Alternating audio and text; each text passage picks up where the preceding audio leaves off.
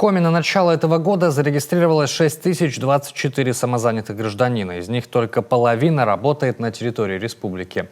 Об этом рассказал исполняющий обязанности уполномоченного по защите прав предпринимателей в Коми Владимир Голдин на заседании Президиума Госсовета Коми. Омбудсмен напомнил, с 1 июля 2020 года наш регион вошел в число субъектов, в которых начал работать специальный налоговый режим для самозанятых. И надо отметить, 2020, особенно для бизнеса, был очень непростым. А потому к уполномоченному то и дело обращались предприниматели за помощью. Елена Кононова продолжит. Прошлый год для малого и среднего бизнеса действительно был серьезным испытанием, отметил омбудсмен. И выстоять большинству предпринимателей против превратностей судьбы помогли антикризисные меры государства.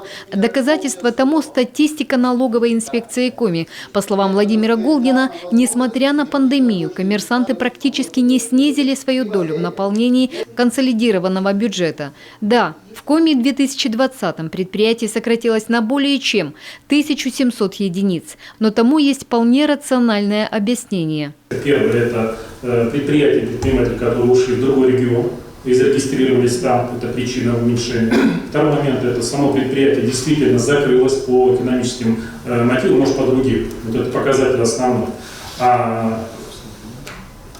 Количественное, самое большое количество, как правило, закрывающих предприятий, это сам налоговый орган закрывает предприятия недействующие, которые более года уже не отчитываются, или нулевая декларация, или движение по банковским счетам нулевое. Вот это основная масса количества, которое, в принципе, и этот показатель дает. Обычно со своими чаяниями бизнесмены стараются обращаться к профильному омбудсмену. За 2020 год от коммерсанта поступило 176 жалоб.